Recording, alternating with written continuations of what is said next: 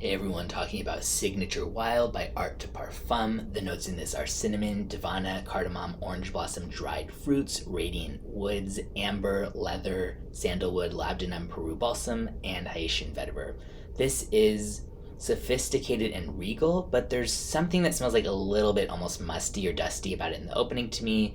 Not in an extremely pungent way though, and not enough to make me outright dislike it, but just that there's like kind of, I think it might be the cinnamon. I saw some other people share that kind of sentiment.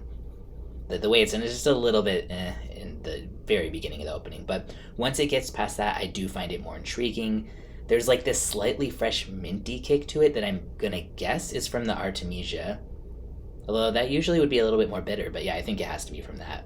And it goes really well with the cinnamon and woods. The leather here is super refined, not dirty, not animalic, and there's like also a polished kind of boozy vibe to it, but in a really, really light touch sort of way. I think the davana can kind of manifest in that way sometimes, and I, even though I'm not a big boozy fan, I do really like having that like little touch of that kind of thing here.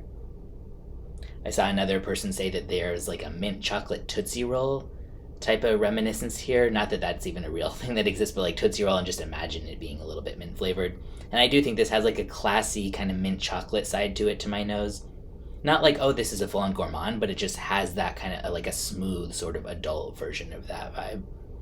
I would say this absolutely does not smell edgy or wild, despite the name, but I think it's actually fairly unique because I can't think of that many of anything really that smells exactly like this. So even though it's not going to blow anybody's mind of like, holy shit, what are you wearing? That's fascinating, or something like that, I do think that it would be like, oh wow, like definitely like kind of drawing people to you still, like, oh, what is that? Like just less of like a mind blown way and more just like you smell good, which is probably more preferable anyway.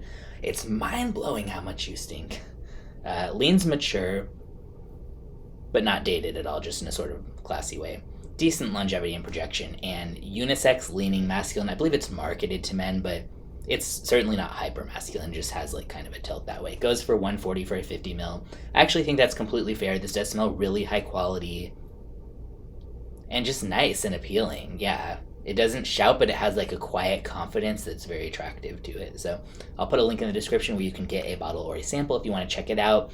I think that even if you don't necessarily think you would love it based on the notes, if you like a sort of like light mint chocolate, light spice, kind of like refined woods type of thing, you know, and again, very smooth and kind of done without a heavy hand, that you would might like this, because I didn't think I would be too big on this looking by the notes. It looked like it might kind of be an overload of like old school dried fruit spice, too kind of harsh and clashing in different areas or whatever, but it's really not like that to my nose at least. So yeah, I'll put a link in the description if you want a bottle or sample, and let me know what you think if you try it.